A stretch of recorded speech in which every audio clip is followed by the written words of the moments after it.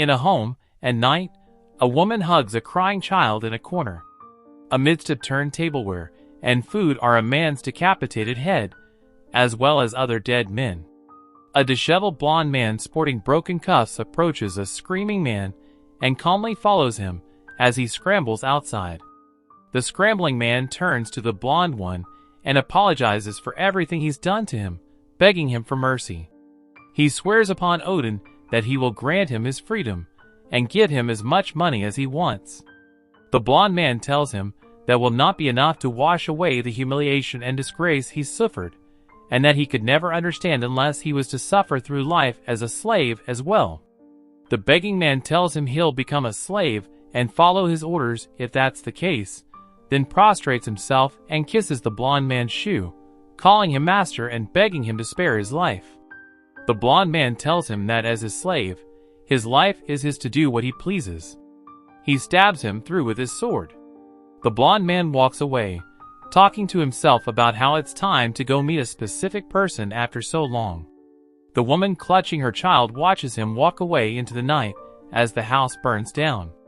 As Thorfinn and Einar walk to Sverkel's house, they remember that becoming a worker after earning their freedom was an option Ketil had brought up in the past. Einar remarks that he's been a slave for so long that he can't help feeling lost now that he's given the chance to make his own decisions again. Thorfinn wonders if Einar is sure he'd like to stay on Ketil's farm. Einar replies that although he doesn't get along with the other people on the farm, he might be able to find a way to free Arnhade if he stays there. Thorfinn teasingly tells him he didn't think he was that in love with her. Einar blushes and tells him to shut his mouth, and says he just wants her to become free, as being a slave is a pitiful fate. Snake bursts out of the front door when they approach the house, and yells about being left to starve by the old man, startling Thorfinn and Einar. Snake looks around and asks if Sverkel is with them, but they confirm he's not and are surprised to learn he hasn't gotten back home yet. Snake tells them that he left for the fields that morning and complains that it's past dinner time. Thorfinn comments that Ketil was looking for Sverkel earlier as well. Einar says Ketil told them to give Sverkel a message, and remarks it's odd that he's not home yet. Snake starts to complain that he hasn't even eaten lunch today, then quickly sobers and starts to run. When he starts readying his horse, Einar asks him where he's going. Snake says he's going to the fields and tells them to follow him. Arriving at the field, they see Sverkel has collapsed face down in the midst of doing farm work. They rush towards him. In Sverkel's house, a bedridden Sverkel attempts to drink out of a cup, but his hand shakes so badly that he drops it to the ground. He thinks to himself that he is to die on that bed rather than out on the fields. There is a knock at his door, and he tells the person to come in. Arnhade pokes her head in and tells Sverkel that Ketil's wife has ordered her to come. A bit later, Thorfinn, Einar, and Snake are surprised to see the impressive meal Arnhade has put together. She tells them that Sverkel told her to cook enough for all of them, and they enthusiastically dig in. Arnhade tells Sverkel he should eat as well, and to tell her if he needs anything since she'll be there to look after him from that day forward. When Sverkel asks, Arnhade confirms that it means she'll be lodging at Sverkel's as well. Arnhade tries to feed Sverkel, but he declines the food and tells her he's not hungry now, and will eat later. Arnhade backs off, but Snake tells her not to mind Sverkel, and to just shove the spoonful of food into his mouth. He tells her Sverkel is just embarrassed he has to be fed like a baby, but teases Sverkel that he has to get over it and open wide if he wants to get better. Thorfinn lets out a small chuckle, which he denies when Sverkel asks him if he just laughed. Sverkel starts to reiterate that he is not hungry, but he is interrupted by his stomach grumbling, causing everyone to start laughing. Sverkel tells them to finish their meal and go home. Helping Arnhade wash dishes by the well, Einar thanks Arnhade for the delicious dinner. Arnhade tells him to leave the dishwashing to her, and tells him she's to see Sverkel is livelier and less scary than she'd been led to believe. Einar tells her he's a nice person and hard despite appearances. Sverkel hears his comment through his bedroom window. Arnhade tells Thorfinn that it had been a long time since she was able to laugh and enjoy a meal like that, and likens it to a time when she was still free.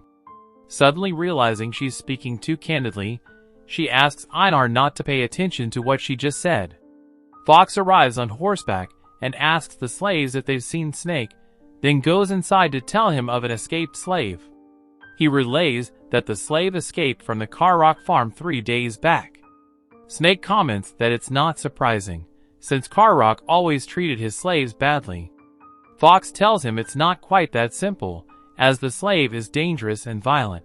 He killed Karrock and his sons and burned down his home before running away. He tells Snake that Karrock's uncle promised 3 horses to anyone who catches the slave, and asks him what they should do. Snake replies that they should be on their guard and keep up with their usual patrols in groups of 3. He adds that if they find him, they should call for reinforcements instead of trying to catch him right away, since they can never know what a cornered human might do. Fox, Badger and Lizard see a cloaked form sleeping by a tree, its sword hilt glinting in the sun.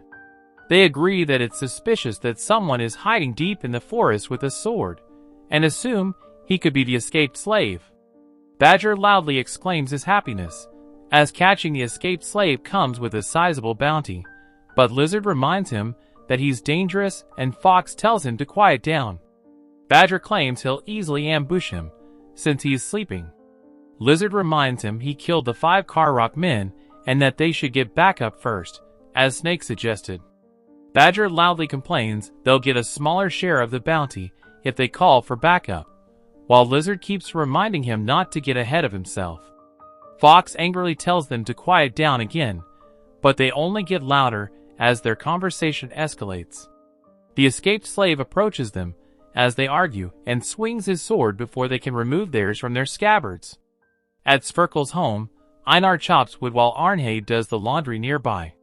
Einar asks Thorfinn if he can stack the pieces he's chopped so far, and Thorfinn agrees he'll get to it in a moment.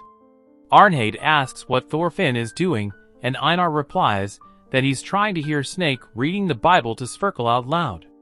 Arnhade asks if Thorfinn is a Christian. Einar tells her he's not, but that he finds it interesting to listen.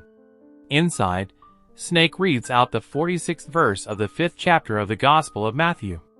He stops and complains that it's a load of bull, and that he's tired of reading sermons, commenting that the Old Testament was more interesting. Sverkel rolls out of bed, and Snake asks him if he needs to go to the bathroom.